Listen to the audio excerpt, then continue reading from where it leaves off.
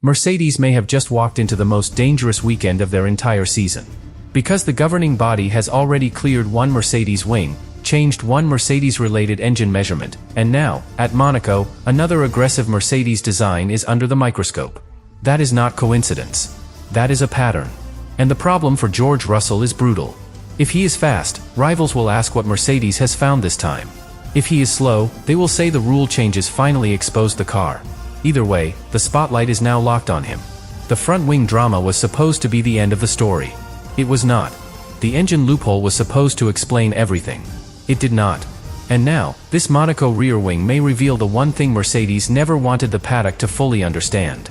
Maybe their biggest advantage was never one illegal part. Maybe it was knowing exactly where the rulebook was weak. Subscribe to the channel. The first thing to understand is that Mercedes did not arrive in Monaco as a normal race-winning team. They arrived carrying questions. Not small questions. Not the kind that disappear after one press conference. The kind that follow a car from circuit to circuit, because every time one issue seems to close, another one appears in a different part of the machine. And that is what made Monaco so dangerous. Because this was not just about George Russell's rear wing. It was about everything that happened before it. At the start of the new Formula One era, Mercedes looked too ready. The rules had changed. The cars had changed. The power units had changed. Active aerodynamics had changed the way teams had to think about speed. Most teams were still trying to understand where the limits really were. Mercedes looked like they had already found them. The W17 did not just look fast. It looked settled. It looked calm. It looked like a car built by people who had opened the new rulebook, found the fragile sentences, and turned them into lap time before anyone else could react. That is why rivals started watching. Because in Formula One, dominance is never treated as innocent for long. When one team wins once, people call it performance. When one team wins again, people call it momentum. But when one team keeps winning while the car keeps producing strange technical questions, the mood changes. Suddenly, every camera angle matters. Every movement matters. Every small delay, every unusual shape, every interpretation of the rules becomes evidence in a bigger argument. And the first major warning sign came before Monaco. It came with the front wing. During the Chinese Grand Prix, attention turned to the way the Mercedes front wing behaved at high speed. The wing appeared to return from its straight-line position to its corner position more slowly than expected. The number being discussed was 800 milliseconds. The rule demanded 400 milliseconds. To most people, that difference sounds almost meaningless. Less than a second. A blink. A tiny fragment of time. But Formula One is built on fragments. A driver can lose a position in less than a second. A pit stop can be won or ruined in less than a second. A championship can swing because of a decision made in less than a second. So when people saw a Mercedes wing apparently taking twice as long as expected, they did not ignore it. They started asking the question every rival wanted answered. Was that delay helping the car? Because if the wing stayed in a more favorable position for longer, even for a fraction of a second, it could change balance. It could change drag. It could change how the car behaved under braking and through transition. That is why the accusation felt so serious. It was not about a wing looking strange. It was about whether Mercedes had found a way to stretch the active aero rules without making it obvious. But then Russell gave the answer that changed the entire direction of the story. He said it was not intentional. He said it was not an advantage. He said it was a problem. That mattered, because the governing body had to decide whether the slow movement was a command or a fault. There is a huge difference between a system being told to delay, and a system trying to move but struggling against the air. Imagine trying to close a door while a powerful wind is pushing it back open. From the outside, someone might say, "Why are you keeping the door open?" But from your side, you are doing the opposite. You are trying to close it. The force against you is just too strong. That was the explanation Mercedes relied on.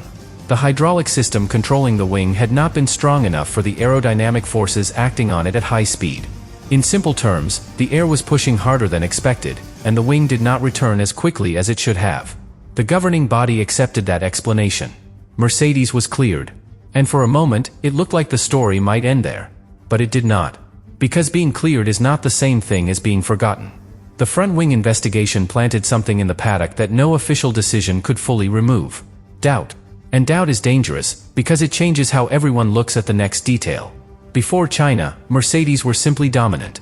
After China, every unusual Mercedes solution came with a question attached. Was this another fault? Was this another loophole? Was this another area where the rules did not quite capture what the car was doing in the real world? That is why the engine controversy hit so hard. Unlike the front wing, the engine issue was not something fans could easily see. There was no dramatic slow-motion image. No wing flexing. No strange movement at the end of a straight. It was hidden inside measurement. And sometimes, the hidden things are the most powerful. The rule involved compression ratio. That sounds technical, but the idea is simple. Inside the engine, air and fuel are squeezed before they ignite. The way that mixture is squeezed can affect efficiency and power. The regulation set a limit. But Mercedes had reportedly found a way for the engine to meet the limit when measured under cooler, stationary conditions, while behaving more aggressively once it was hot on track. That is where the controversy became much bigger than one part. Because the rule did not just depend on what the engine was. It depended on when and how the engine was measured. And Mercedes appeared to understand that difference better than anyone. Think about a suitcase being checked before a flight. At the counter, it fits the size limit. It looks fine. It passes. But later, once nobody is measuring it the same way, hidden sections expand and the suitcase becomes larger than the one that was approved. That is why rival teams were angry. Not because Mercedes had necessarily failed the original check. Because the check itself may not have matched the reality of racing. And when the governing body changed the measurement method, that was the signal everyone noticed. From Monaco onward, the compression ratio would be checked at 130 degrees Celsius, much closer to real engine conditions. That one change made Monaco feel completely different. Because now Mercedes had to prove their performance after a key loophole had been closed. And that is exactly when the rear wing appeared. This is why the timing matters. If Mercedes had brought a bold Monaco wing in a normal weekend, it would still have caused interest. But bringing it after the front wing controversy, after the engine measurement change, and during the first weekend without active straight-line mode, made it feel like another chapter in the same story. Not a random upgrade. A response. A message. A new answer from a team that kept finding ways to turn restrictions into opportunity. At Monaco, the active straight-line system was unavailable.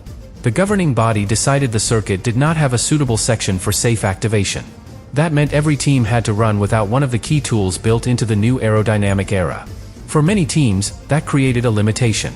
For Mercedes, it created a chance. Because when one tool is taken away, the smartest teams look for the next available opening.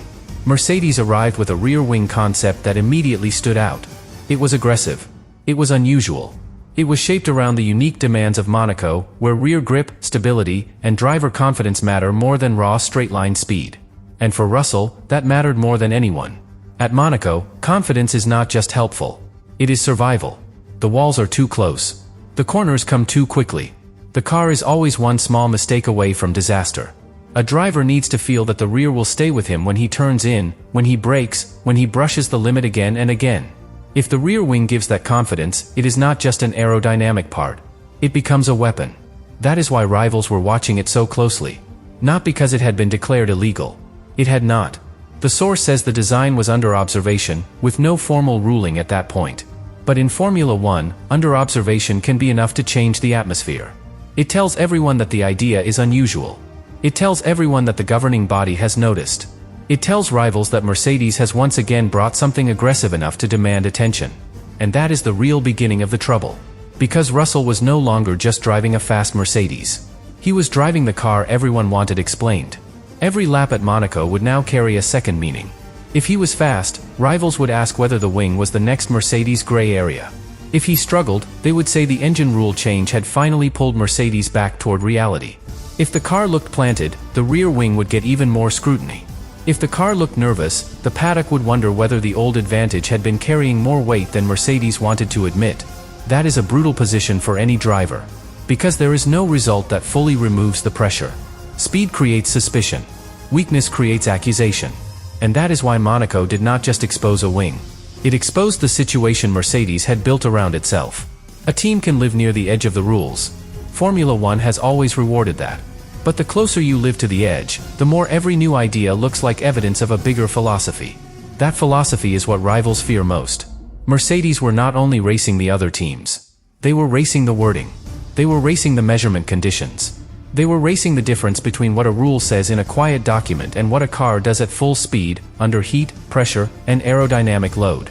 And by the time they arrived in Monaco, the pattern was impossible to ignore. The front wing raised questions about movement. The engine raised questions about measurement. The Monaco rear wing raised questions about interpretation. 3 different controversies. One team at the center. And that is why this story became bigger than one design, one driver, or one weekend. Because the real question was no longer whether Mercedes had built a clever wing. The real question was whether Mercedes had understood the weak points of the new Formula One rulebook before anyone else even knew where to look.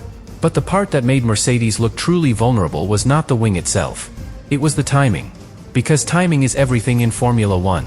A part can look ordinary on one weekend, and explosive on another. A rule clarification can feel minor in isolation, until it arrives at the exact moment a dominant team is forced to prove how much performance it really has left. And that is what made Monaco feel like a trap. Mercedes had survived the front wing investigation. The governing body had accepted that the slow transition was caused by a mechanical issue, not a deliberate performance trick. Russell had said it clearly. It was not intentional.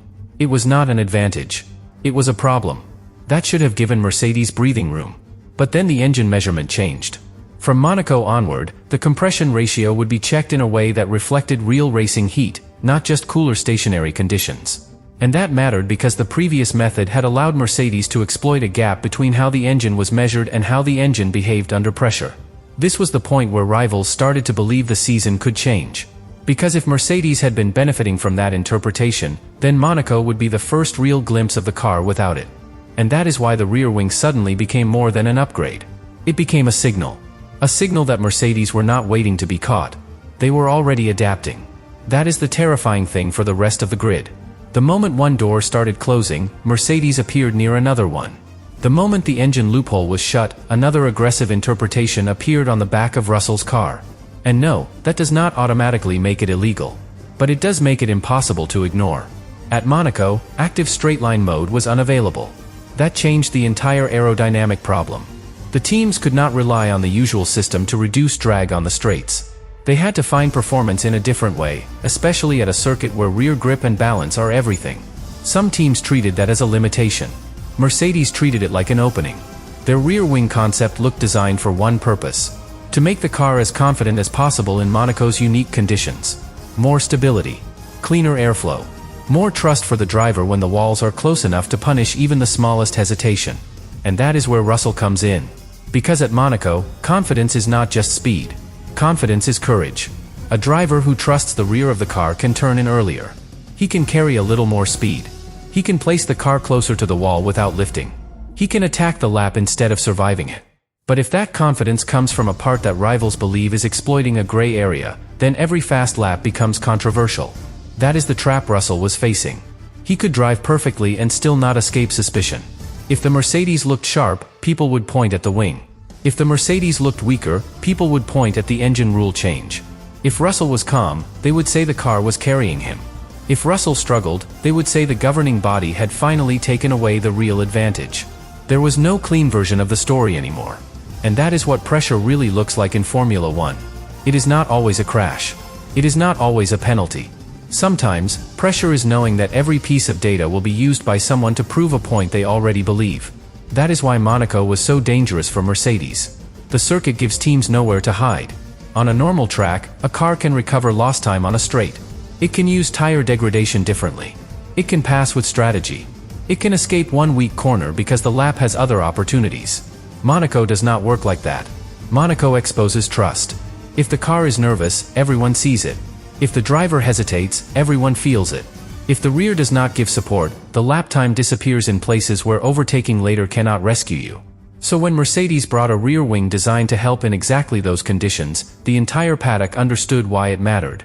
This was not a random piece of bodywork. It was a direct answer to Monaco's biggest demand: rear confidence. And that is why the governing body watching it mattered so much. The source does not say Mercedes had been punished for the Monaco wing. It does not say the design had been ruled illegal. But being under observation in Formula One is not meaningless. It is a warning light. It tells rivals that the idea is bold enough to deserve attention. It tells Mercedes that the governing body is aware. It tells everyone watching that the next technical fight may already have started, even before a formal protest appears. And for Mercedes, that was the worst possible atmosphere. Because they were already trying to separate one controversy from another. They wanted the front wing to be seen as a closed case. They wanted the engine rule change to be seen as a normal clarification. They wanted the Monaco rear wing to be seen as clever engineering. But the paddock was connecting them. One by one. The front wing. The engine. The Monaco wing. Movement. Measurement. Interpretation. 3 different areas of the car. 3 different debates. 3 different ways the same question kept coming back.